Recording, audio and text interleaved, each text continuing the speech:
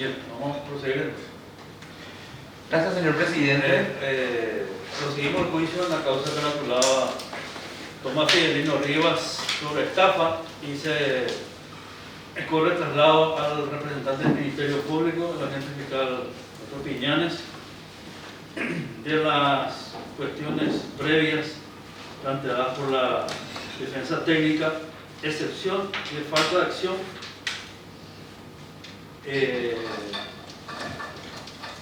nulidad de la acusación, incidente de nulidad de la acusación, perdón, otra excepción de falta de acción sobre existir un impedimento legal para proseguirla, ejecución de pruebas,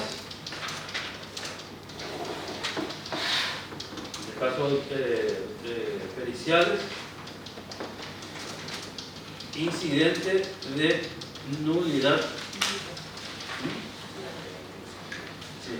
Incidente de nulidad por violación del ejercicio de la defensa por la cuestión del desafuero y la inclusión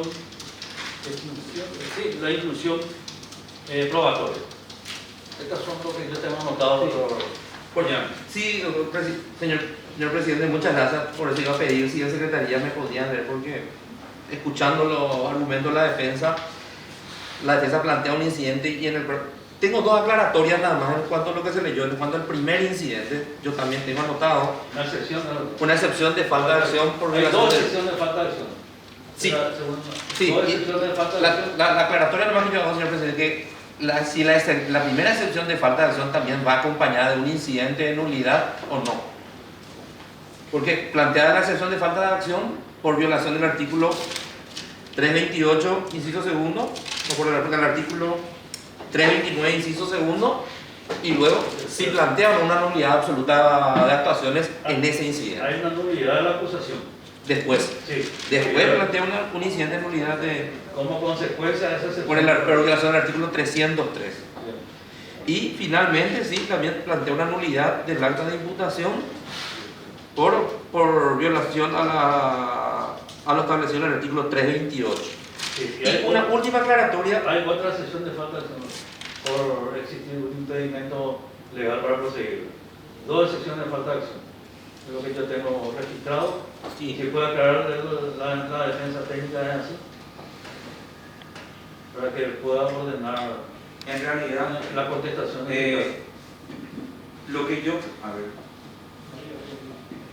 Lo que planteó esta defensa, en primer lugar, fueron los planteos realizados en la etapa intermedia, que fue una excepción de falta de acción con la consecuente nulidad de todas las actuaciones. Por eso llamé extinción de la acción con relación al incumplimiento de las formalidades del 347 y 357 del Código Procesal Penal. Ya claro de todo. ¿Se tiene claro? Sí, finalmente, nomás, atendiendo a lo afirmado por la defensa, en que volvió a plantear los incidentes que planteó en la audiencia preliminar, ya sé a qué van las dos excepciones, ¿verdad? Finalmente, al exponer el colega de la defensa, planteó yo también como usted, doctor, anoté un incidente de inclusión probatoria de un acta de acuerdo de voluntad, ¿verdad? Quiero solicitar relación si es solamente un incidente de inclusión probatoria o se está planteando un incidente de conciliación también. Yo no escuché, ¿verdad? Pero por la forma como el colega de la defensa dio lectura a eso, me gustaría que se aclare eso, ¿verdad? Se planteó como una inclusión probatoria. No una conciliación. Le aclaro, presidente, sí. Lo hice como una inclusión probatoria por tratarse de hechos nuevos y pedí no solamente la inclusión de esa documental, sino el testimonio, si es que el tribunal lo considera pertinente, del asignado por la Cámara de Diputados y de la Procuraduría General de la República a los efectos de exponer respecto a ese acuerdo. Así también yo tengo anotado. Bueno, gracias. Esa misma. Gracias, señor presidente. Ahora ya pasará a contestar.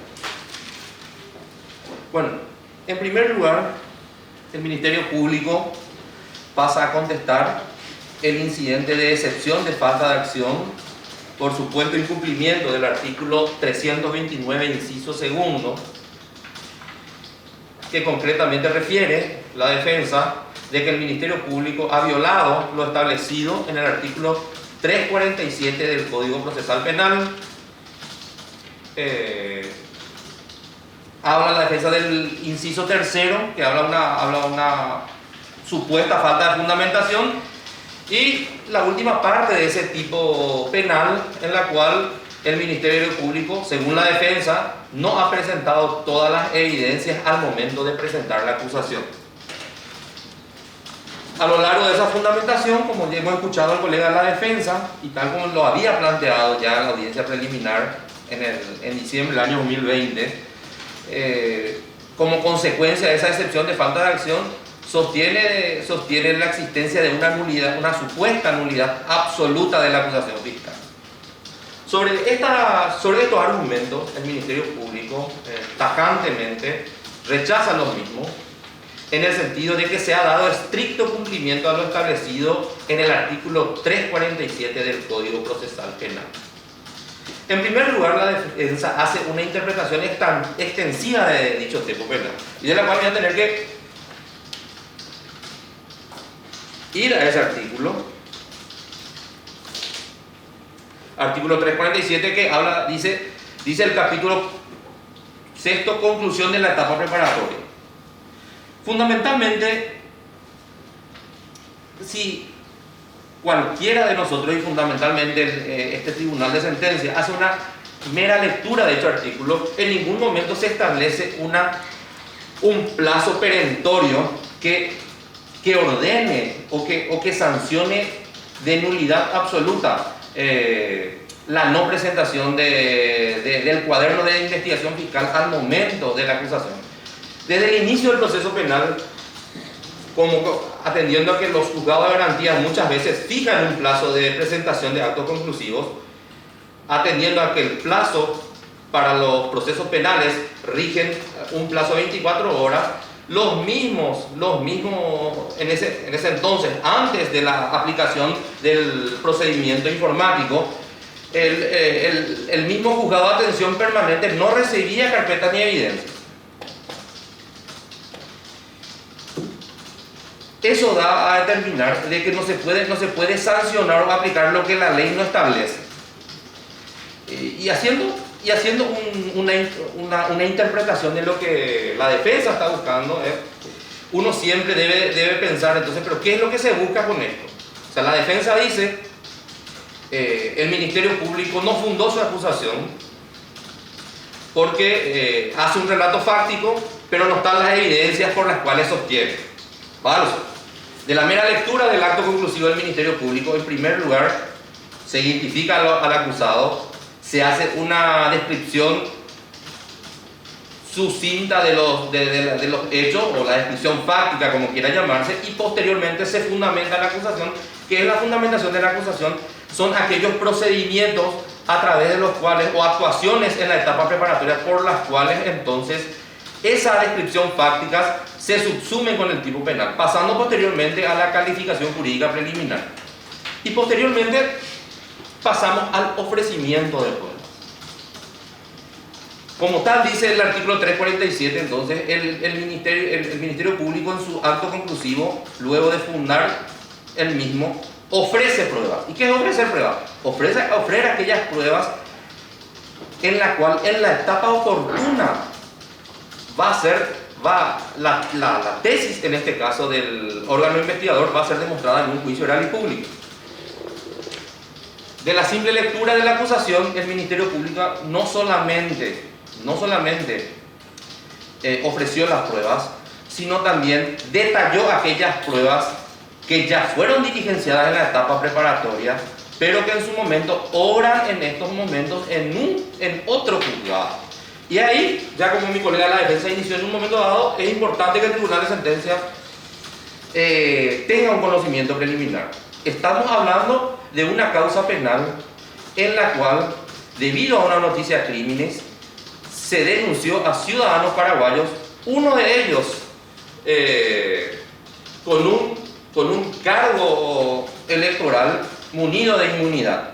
Por esa razón, el proceso penal, a partir de ahí, una vez que el Ministerio Público consideró tener indicios suficientes para someter a un proceso a los mismos, es allí donde esos plazos empiezan a correr de manera diferente. Aquel ciudadano paraguayo que gozaba de inmunidades se esperó un tiempo bastante largo hasta que la Cámara de Diputados le otorgue el desafuero. Y mientras tanto, en cuanto a los otros coprocesados, lo mismo, el proceso penal siguió como debe ser, teniendo en cuenta los plazos perentorios de prescripción material y formal.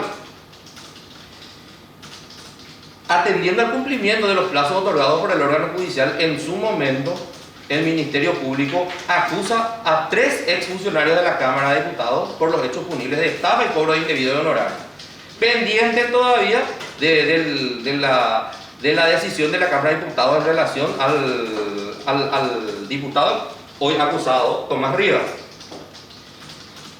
Es ahí entonces cuando el Ministerio Público tiene que formular su acto conclusivo, ofrece las pruebas que lo sustentan, y ahí cuando son debidamente ofrecidas en el juzgado de garantías número 4. Mismo número de causas, solamente que se tiene que partir esa causa por ese impedimento que se presentó. Se realizó paralelamente un juicio oral cuando todavía ya se había dado el desafuero y posteriormente se realizó la audiencia preliminar. ¿Por qué doy ese comentario preliminar? Porque en la acusación fiscal que nos hace a este juicio y en la cual el Ministerio Público ofrece las pruebas, en ellas detalla las pruebas que sustentan el relato fáctico y que además de eso dice el lugar mismo donde están. Voy a dar lectura al menos de uno. También dice documentales tomo 1. También ofrecidos en la acusación fiscal de Reinaldo El Chaparro, Lucio Romero Caballero y Neri Antonio Franco ante el juzgado penal de garantía número 4 de fecha 19 de noviembre de 2018.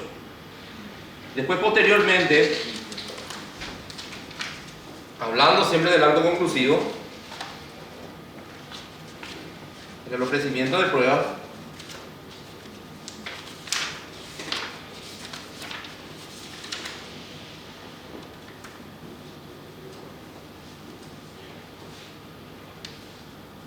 dice, documentales, tomo 1. También se ofrecen una serie de documentales como denuncia de representantes de la Coordinadora de Abogados del Paraguay en fecha 28 de febrero del 2017. En ese momento se le denunció a los 4 investigados. Pero en ese momento, en este acto conclusivo, dice y detalla, dice, tomo 1. También ofrecidos todas estas documentales en la acusación fiscal de las personas que nombré y que obran en el juzgado penal de garantías en fecha tal. Es decir, de que las pruebas están debidamente ofrecidas. Si en un caso de homicidio en el cual ocurre el medio para cometer dicho crimen, se utiliza una camioneta en Saltos de Guairá, y dicha camioneta está depositada en el depósito de la comisaría. En la acusación se menciona la evidencia donde está colocada, no se presenta ante el juzgado de garantía el vehículo, o sea que no tiene ningún asidero. De todas maneras, pese a sostener la improcedencia de la pretensión de la defensa en esta excepción y también nulidad absoluta, el Ministerio Público presenta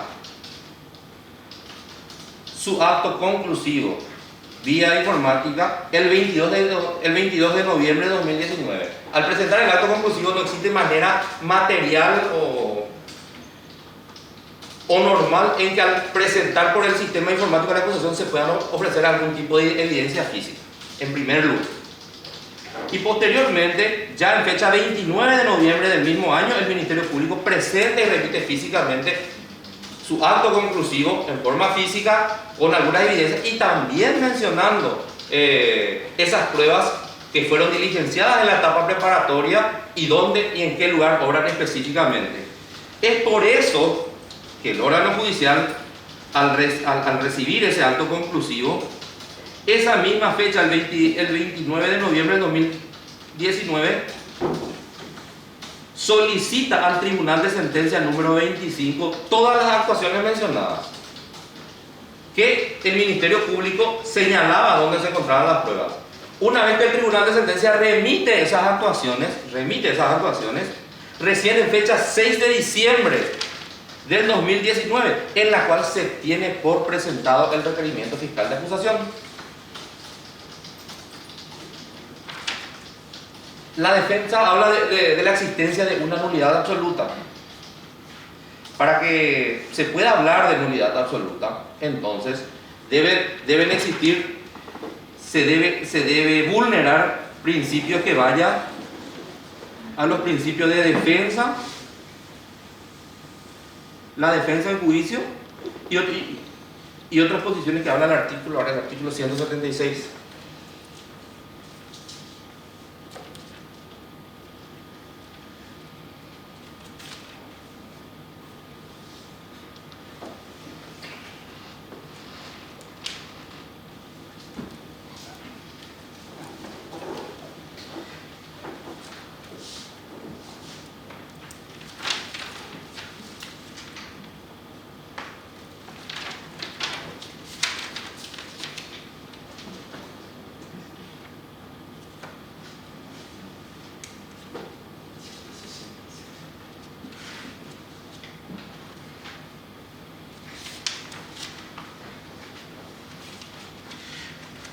Entonces deben vulnerar los principios de intervención, asistencia o representación.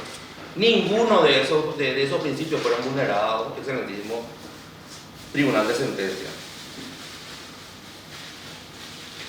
Es más, esto ya fue una cuestión debatida en la audiencia preliminar. Una vez de que, como ya mencioné, de que el juzgado penal de garantía solicita se traiga a la vista esas actuaciones del Tribunal de Sentencia, y una vez realizada el provedido de fecha del mes de diciembre del año 2020, en la cual se tiene por presentada la acusación fiscal, nuevamente, obviamente, el proceso que fueron seguidos a los funcionarios de la Cámara de Diputados debió seguir su proceso normal. Entonces, cuando toma intervención el colega de la defensa, el doctor Brona-Welter, se fija fecha de audiencia preliminar para el 13 de octubre del 2020.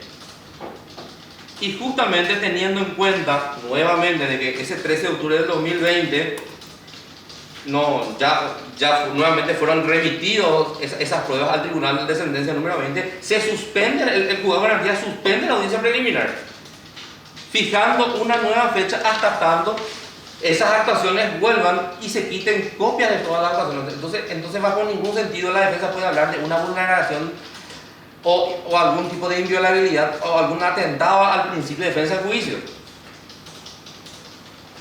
En todo momento, dichas pruebas fueron diligenciadas en la etapa preparatoria y en todo momento la defensa tuvo acceso a dicha diligencia. Por eso de ninguna manera puede hablar de ningún tipo de indefensión.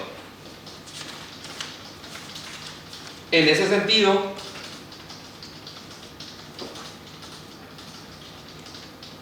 la excepción de falta de acción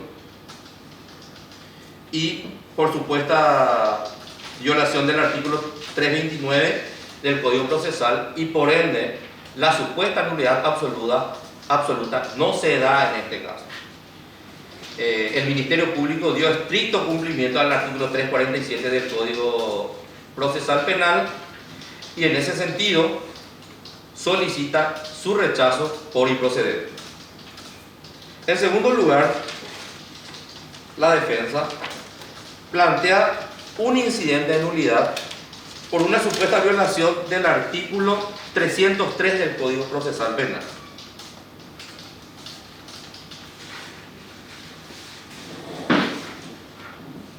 Concretamente, la defensa alega que al momento en que el Ministerio Público formuló el acta de imputación, el juzgado necesariamente tenía que haber notificado a la víctima, tratándose de que de que nos encontramos entre uno de los hechos punibles en ese momento imputados por el Ministerio Público, era un hecho punible que atenta al patrimonio, el hecho punible de estafa, debió notificar a la víctima.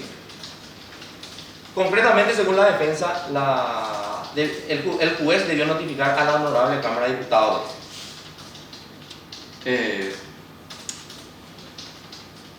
Posición errada en el sentido de que la Cámara de Diputados no tiene legitimación activa para ser víctima en este tipo de proceso penal. Fundamentalmente, conforme lo establece la Constitución Nacional en su artículo 268, inciso segundo, y los artículos 1 y 2 de la Ley Orgánica del Ministerio Público, el representante del Estado y el que tiene la legitimación para iniciar causas penales es el Ministerio Público. Eso lo establece la Constitución Nacional y su misma ley orgánica. La víctima en este hecho punible de estafa es el Estado paraguayo. Es más, la misma norma establece y habla del artículo 68 del Código Procesal Penal cuando habla de que instituciones del Estado o determinados órganos no autárquicos no pueden ser querellantes adhesivos. Eso es clarísimo. La Cámara de Diputados, por más que sea parte de un poder del Estado, no es un órgano autárquico. Entonces, los salarios por los cuales se pagaba a los funcionarios públicos, dichos montos vienen por fuente 10 del Ministerio de Hacienda. Es el Estado el que está pagando y el Estado el que es afectado. Y conforme a la Constitución Nacional, es el Ministerio Público es el que ejerce la acción penal y protege el interés patrimonial del Estado. Es por eso que esta pretensión no tiene ningún tipo de asidero. La defensa presentó una resolución, creo que lo tengo acá, creo que es un recurso extraordinario de casación.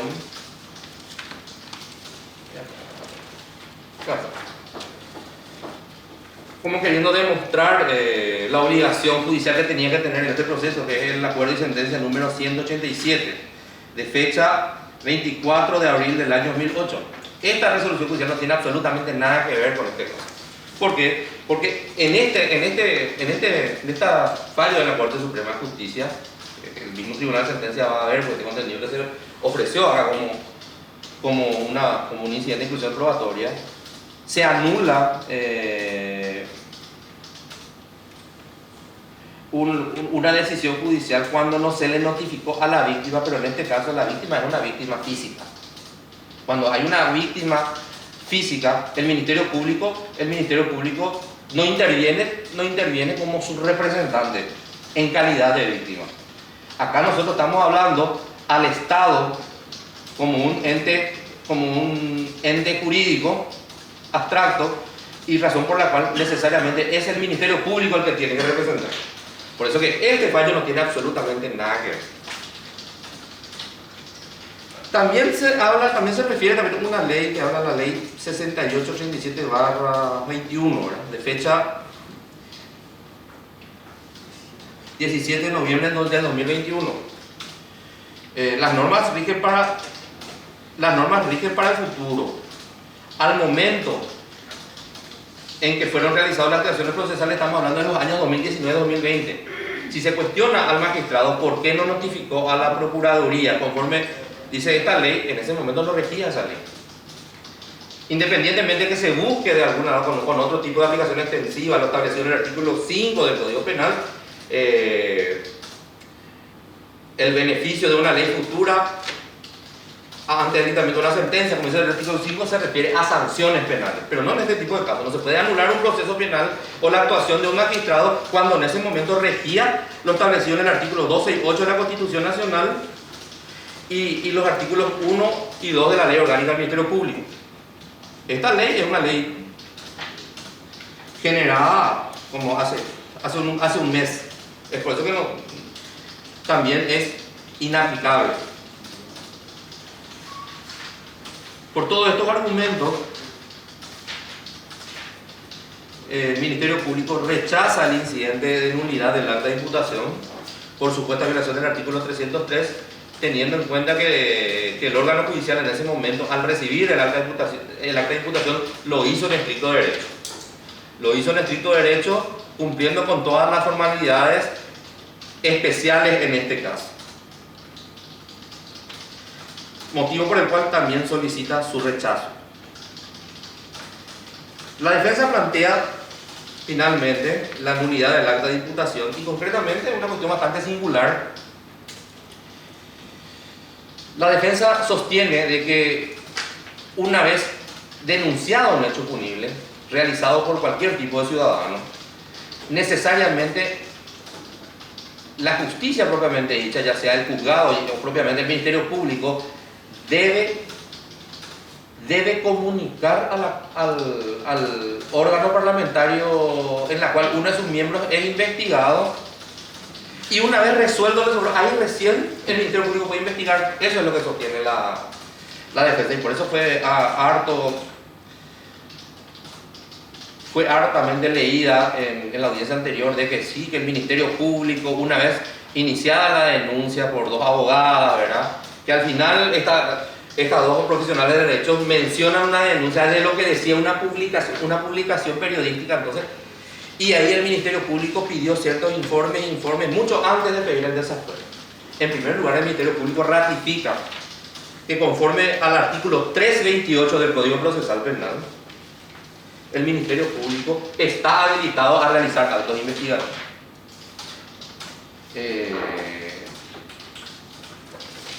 Y nuevamente ahí tendríamos que ir a una simple lectura, ¿verdad?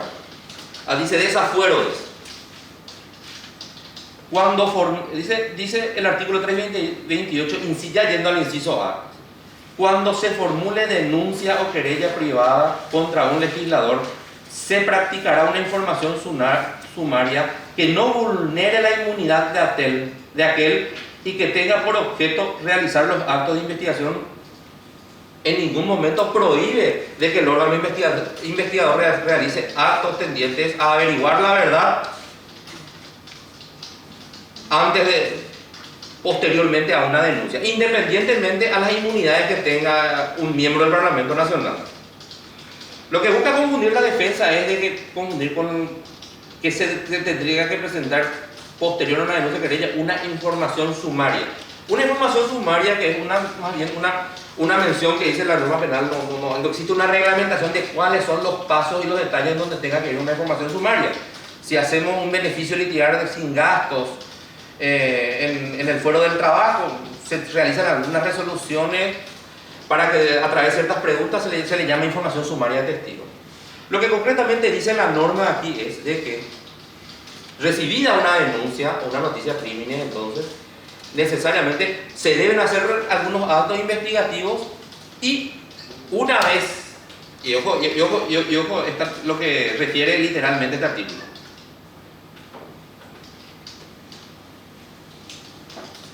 Dice al final, bueno, ya tengo que leerlo. Cuando se formule denuncia o querella privada contra un legislador, se practicará una información sumaria que no vulnere la inmunidad de aquel y que tenga por objeto realizar los actos de investigación sobre extremos cuya pérdida sea de temer o no reproducibles ulteriormente, y los indispensables para fundar la comunicación, y que se refiere al párrafo siguiente.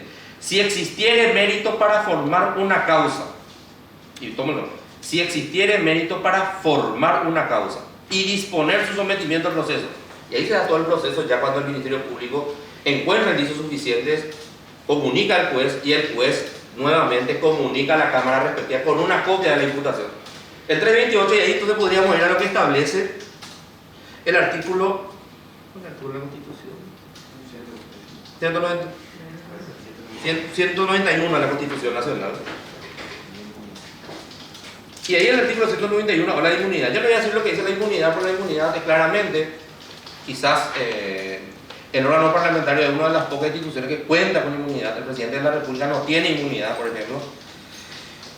Lo que dice concretamente es que el órgano parlamentario o el parlamentario tiene inmunidad de cualquier tipo de detención o proceso cuando emite algún tipo de opinión en el ejercicio de sus funciones. Pero lo que más nos interesa en este artículo 191 es el segundo párrafo, cuando dice: cuando se formase una causa contra un senador o un diputado ante los tribunales ordinarios, el juez comunal. ¿Qué significa eso? Que formar una causa, el término formar una causa en el 328 y en el 191 significa de que necesariamente el órgano investigador, inclusive el órgano judicial, debe esperar la decisión parlamentaria de desaforarlo o no, una vez existiendo los elementos para someter a una persona a un proceso. ¿Y qué significa someter a un proceso? Imputar a una persona. Como dije anteriormente, dos ciudadanas leyendo el diario mencionan y atribuyen ciertas conductas en donde no necesariamente se tenga que calificar hechos punibles, pero mencionan hechos. Es un deber de un ciudadano denunciar un hecho punible. Y los órganos que deben recibir esas descripciones fácticas, o es la Policía Nacional y el Ministerio Público. Concretamente más el Ministerio Público, porque la policía necesariamente va a tener que remitir esas actuaciones. Y el Ministerio Público realiza actos investigativos. Realiza actos investigativos que además de todo son actos que son una garantía para el proceso. Concretamente en este caso, en relación a un parlamentario que en un momento dado se había denunciado la situación de que regularmente se le estaba pagando salario a funcionarios también de la Cámara de Diputados cuando existían las famosas oficinas parlamentarias. Se inició esa denuncia, nos tocó actuar al Ministerio Público, se realizaron constituciones en la Cámara de Diputados hasta la misma oficina parlamentaria, y posteriormente, al realizar esos actos investigativos, necesariamente ahí el Ministerio Público realizó una desestimación de denuncia, porque esos actos investigativos demostraron de que la denuncia no tenía la certeza suficiente para seguir. ¿Y qué es lo que la ciudadanía espera cuando un representante de la sociedad desestima una causa? Es cuando tiene argumentos para decir de que la denuncia no tiene entidad. Es por eso que en este caso por concreto, al realizarse esa denuncia, inmediatamente el Ministerio Público dio cumplimiento al artículo 290 del Código Procesal Penal, en la cual perentoriamente tiene un plazo de 6 horas para comunicar inicio de investigación al órgano judicial, que inclusive es otra garantía para demostrar que el Ministerio Público no es ningún órgano arbitrario que puede iniciar actos investigativos a cualquiera, comunica al órgano judicial. Y quiero que el tribunal lea, ya que... Sí. Y quiero que el tribunal, ya que mi colega dio lectura a ese artículo del 290, necesariamente en ningún momento el Ministerio Público atribuye hechos punibles al acusado. Menciona una denuncia y habla de la supuesta comisión. Acá se ha obrado con garantías. ¿Y cuáles son esas? Voy a volver a reiterar aquellas diligencias que tanto cuestionó la defensa, el Ministerio Público. Acá lo que se estaba cuestionando es de que funcionarios en la Cámara de Diputados recibían salarios sin ningún tipo de contraprestación efectiva, laboral. Entonces, ante esa decisión, el Ministerio Público decidió informes a las telefonías sobre la titularidad de un teléfono. No es ninguna vulneración a la inmunidad de ninguna persona, teniendo en cuenta que simplemente lo que se está preguntando quién es el titular de la línea, y posteriormente se piden los registros de llamados. Ni siquiera se realizó ninguna diligencia que amerite una autorización judicial. Fueron actos investigativos en las cuales ninguna de las personas, ni siquiera la hoy persona acusada, ni las otras personas que ya fueron sometidos acusados posteriormente, ninguna de esas personas en ese momento eran parte, porque no estaban sometidos a ningún juicio. Había un relato de hechos que el Ministerio Público estaba destinado a investigar. Y recién una vez, y ahí la pregunta de la información, de la información sumaria. Al tomar la noticia, ha quedado claro que conforme al 328 se puede hacer diligencia. Esa diligencia se pide el informe a una entidad privada, se depende del tiempo que se informa. Y posteriormente, al realizar un cruce de llamada, que es una cuestión bastante básica de agarrar los informes y cruzar algún tipo de vínculo, eso lleva un tiempo. Ahí recién posteriormente, en base a lo que resolvió ese informe es cuando sí el Ministerio Público, sin atribuir una conducta, pero sí sostener que existían indicios suficientes sobre la participación del hoy acusado y otras personas coprocesadas por la comisión de 2 hechos públicos. Y es ahí donde el Ministerio Público formuló imputación, comunicó como corresponde al juez penal de garantías, y el juez penal de garantías en consecuencia solicita el desafuero al Parlamento, así como establece la Constitución Nacional. Me pregunto, en una hipótesis de que tomemos por cierto la pretensión de la defensa, al solicitar el pedido del informe de las empresas telefónicas, eran solamente a los efectos de poder, de alguna manera, poder determinar si efectivamente las personas que se decían que cumplían funciones estaban en los lugares. Era un acto investigativo. Las telefonías tienen un plazo de máximo 6 meses para poder informar. Posteriormente, eso se desecha totalmente. Si realmente se toma, las normas realmente son claras, pero si se toma la pretensión de la defensa, entonces, esperando el desafuero del parlamentario que tiene un plazo incierto, que puede pasar un año, entonces directamente no iba a haber manera de poder investigar. Simplemente esta fiscalía hace esta acotación en el sentido de la total falta de lógica de la pretensión planteada por esta parte, por la defensa. Es por esa razón, para el Ministerio Público, la nulidad por una supuesta violación del artículo 328, en el sentido de que de no habérsele aplicado el desafuero, de que por no haberse solicitado el desafuero posterior a la denuncia, es notoriamente improcedente.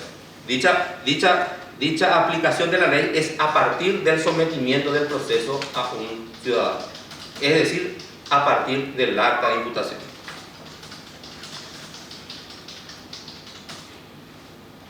Bueno, finalmente,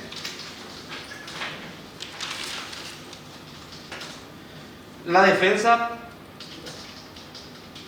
la exclusión probatoria y ya prácticamente no anoté porque ya sé completamente qué es, plantea la exclusión probatoria del informe técnico del Ministerio Público, concretamente en relación al cruce de llamadas que efectuó, y posteriormente también la exclusión de la pericia documentológica, que sí, esa sí es una pericia, ¿verdad?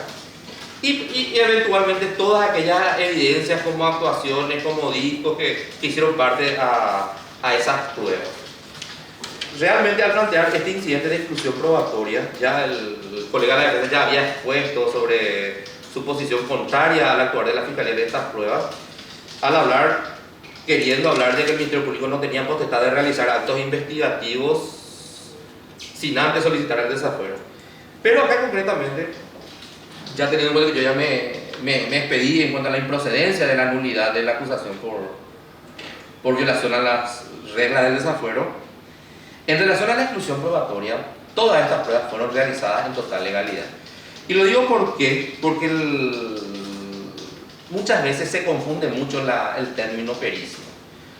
Se habla mucho de pericia y más se tiene en cuenta la pericia por su formalidad procesal, en el sentido que la pericia, nuestro Código Procesal establece cómo debe llevarse a cabo.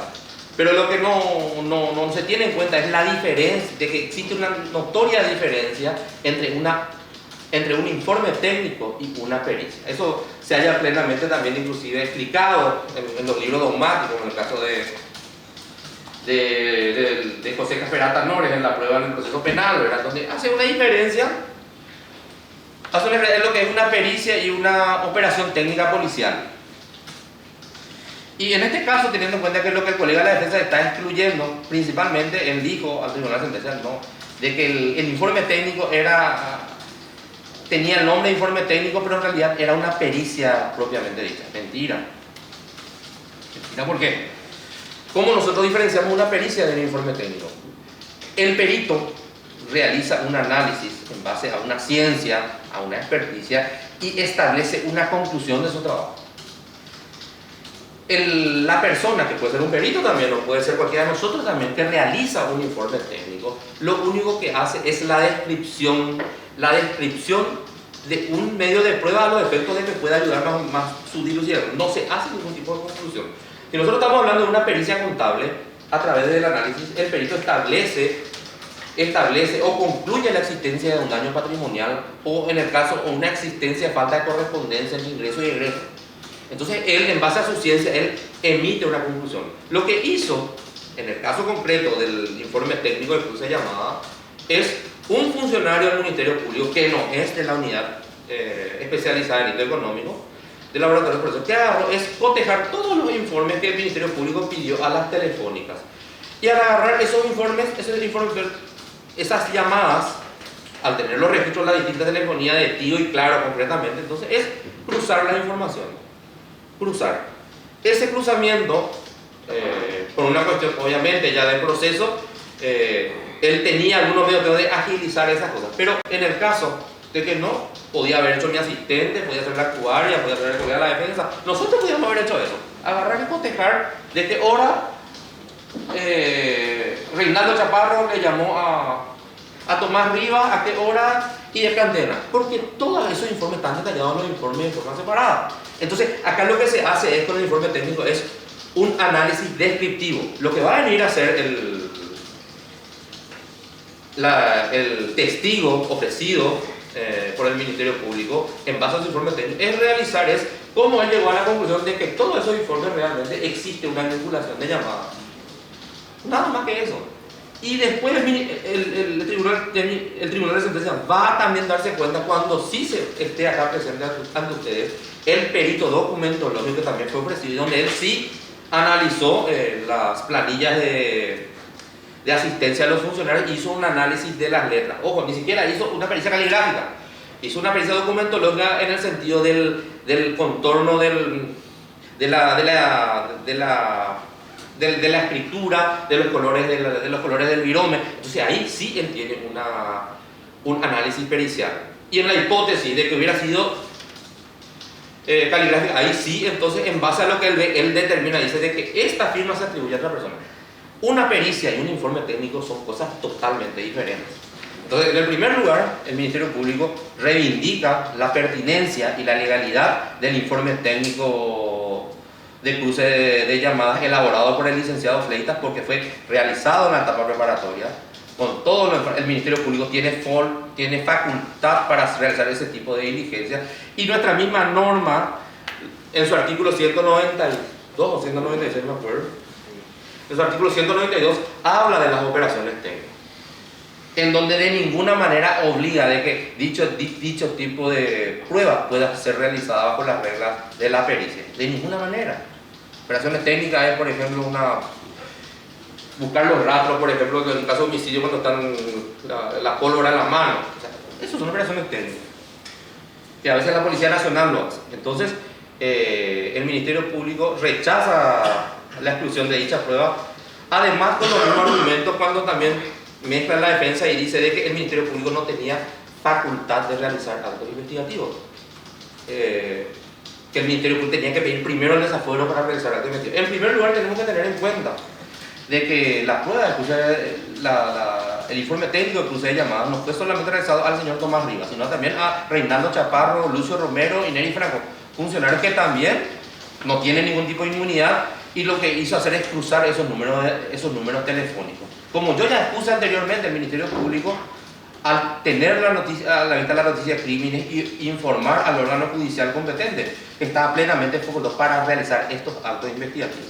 Por los argumentos que yo dije cuando solicité el rechazo de la nulidad de la acusación por supuesta violación de las reglas del desafuero. En relación a la pericia, pues la pericia sí es una pericia, la pericia se realizó, la pericia documentológica, que también la defensa pidió su exclusión, la misma también el Ministerio Público sostiene la total pertinencia y legalidad de todas esas actuaciones. En el caso de la pericia documentológica se cumplieron con todas las reglas establecidas en el artículo 217 del Código Procesal Penal, notificación a las partes, se cumplió con todas las reglas de la pericia. Pero lo que la defensa objeta es de que el Ministerio Público no debió realizar esa pericia. Nosotros tenemos que estamos plenamente facultados para ello y por lo tanto nosotros solicitamos el rechazo también de esa exclusión y también por estos mismos argumentos solicitamos el rechazo de la exclusión de todos los discos, de todos los informes que el Ministerio Público pidió, titulares de línea, registro de llamados. ¿Por qué? Porque el registro de llamados no es ninguna vulneración a la intimidad de una persona. Vuelvo a decir, y es por eso de que no se requiere ningún pedido de autorización judicial para pedir el registro de llamado de una persona, porque a la larga lo que se informa es la comunicación. En ningún momento se habla del contenido de una información. Por todo este argumento, entonces el Ministerio Público solicita el rechazo de los incidentes de exclusión probatoria planteados por la defensa.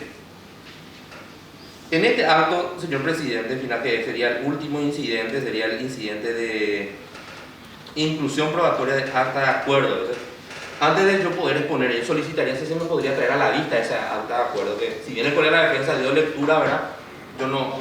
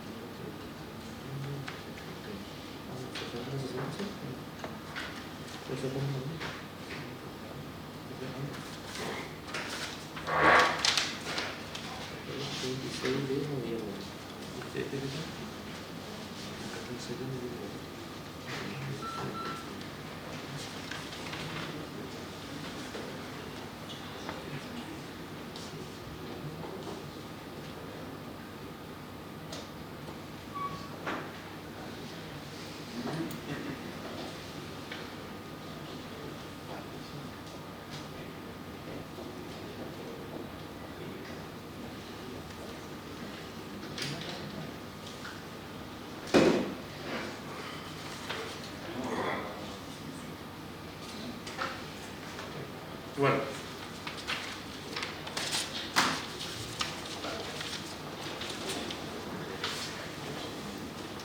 en relación al incidente de inclusión probatoria de este acuerdo de voluntades y también las boletas de razón, en mi carácter de representante de la sociedad siempre yo sostengo de que cualquier medio de prueba que tenga un origen legal en el sentido de su elaboración y pueda eventualmente servir a cualquiera de las partes para que el tribunal de sentencia pueda llegar a esa verdad real, entonces bajo ningún sentido, por el principio de amplitud probatoria, entonces no tiene ningún reparo para su inclusión.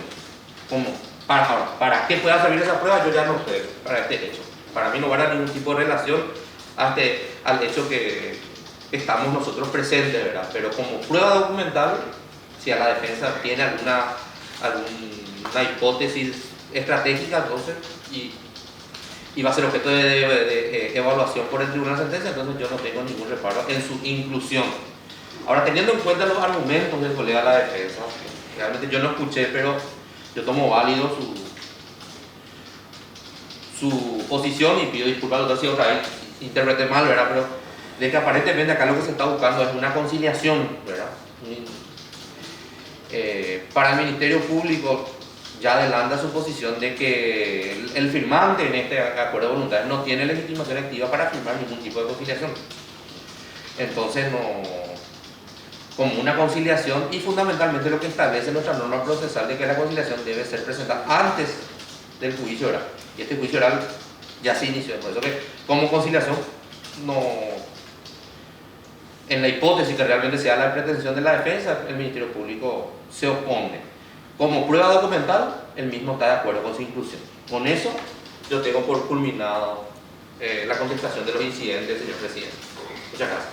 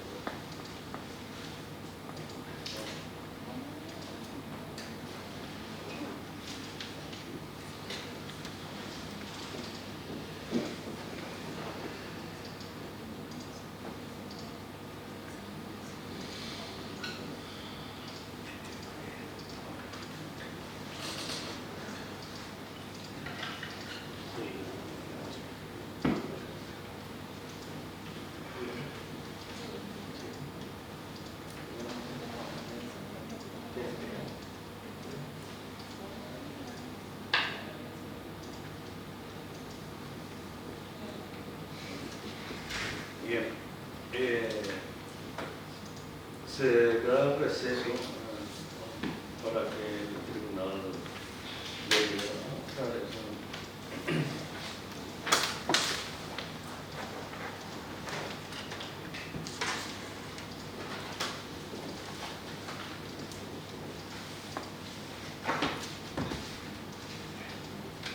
Sí, está conectado. Señor Rivas. El tribunal ahora, luego de la contestación del fiscal, dispone el receso pertinente para deliberar y analizar las cuestiones incidentales planteadas por su defensa. Entonces vamos a disponer el receso mientras vamos a desconectarnos y luego volver a hacer la conexión pertinente. Así que esté atento usted también, el doctor Cronauer, que lo acompaña. ¿Entendió?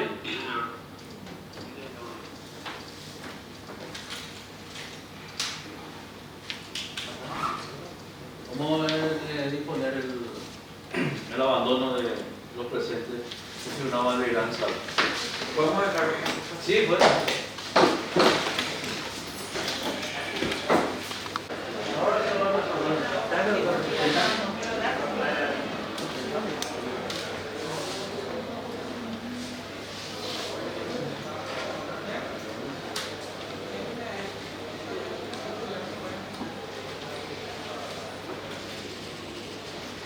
Bien, procedimos entonces al juicio. Señor Rivas, ¿nos escucha? Sí. Está acompañado del doctor Cronauer. Sí, señor. Bien, gracias. Este tribunal, en virtud de lo que establece, por unanimidad, en virtud de lo que establece el artículo 382 del Código Procesal Penal,